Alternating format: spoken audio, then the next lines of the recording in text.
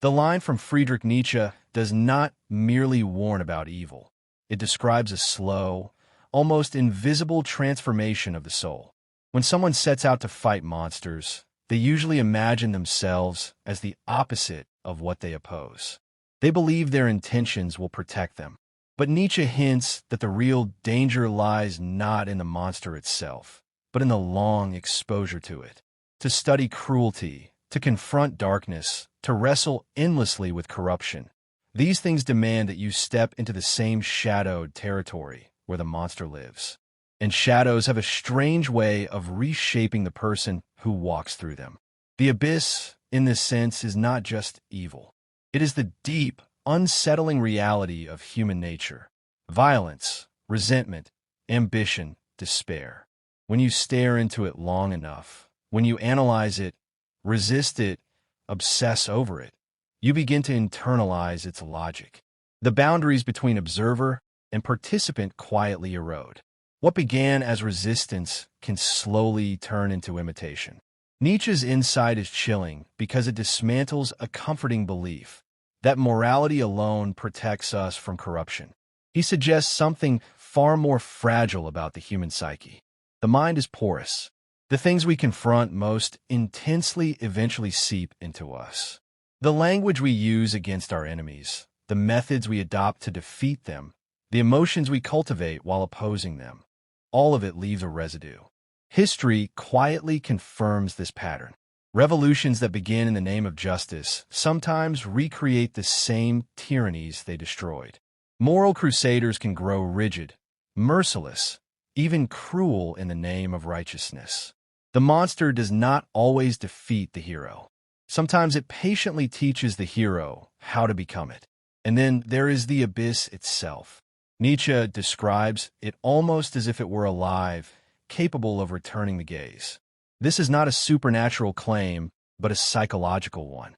The more deeply we explore the darkest aspects of existence, the more those aspects awaken something within us. The abyss reflects back our own hidden impulses: anger, power, domination, fear. What we thought was purely external suddenly reveals itself as something that has always been waiting inside. That is the true horror of the quote. It suggests that the line separating the monster and the one who fights it is not a wall, but a thin membrane. Under enough pressure, it can dissolve. Nietzsche is not telling us to avoid confronting evil, but he is reminding us that the confrontation comes with a cost. To face darkness without becoming part of it requires an almost impossible level of self-awareness.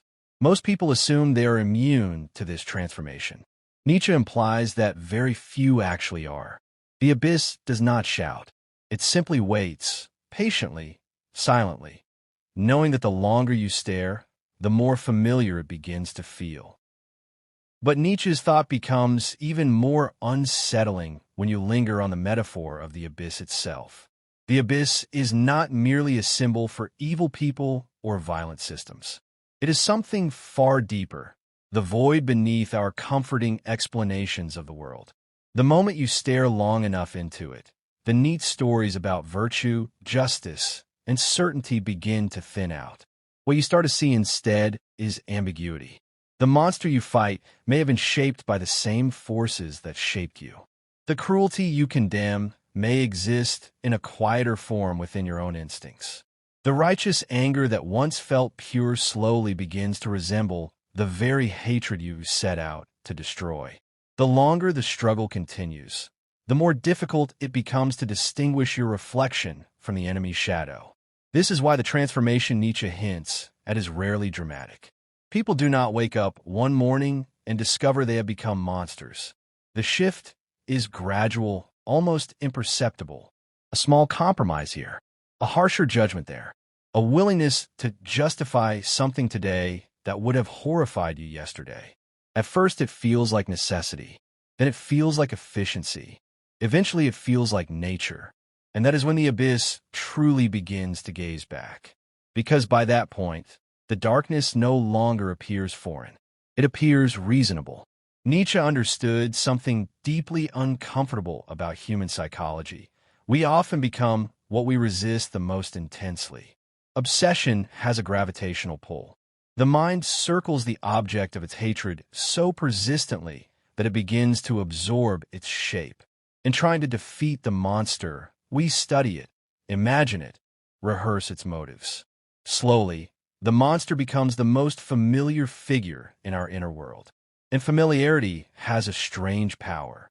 What is familiar rarely feels monstrous anymore. There is another quiet implication in Nietzsche's warning as well. Sometimes the abyss is not the monster outside us, but the emptiness that appears when our sense of purpose depends entirely on fighting something. If your identity is built on opposition, on battling corruption, ignorance, cruelty, what happens when the battle ends? The void that remains can be terrifying. Some people unconsciously recreate enemies simply to avoid confronting that emptiness. In that sense, the abyss gazes back not only through darkness, but through meaninglessness. It asks a disturbing question. Who are you when there is no monster left to fight? This is what makes the quote so haunting. It is not simply about morality. It is about identity. The longer we define ourselves by the struggle against something, the more that thing becomes part of us. The battle shapes the warrior. And so Nietzsche leaves us with a paradox that feels almost impossible to resolve. We must confront monsters, because ignoring them allows them to flourish. Yet the very act of confronting them exposes us to the risk of becoming indistinguishable from them. The abyss does not force anyone to fall into it. It only asks that they look long enough.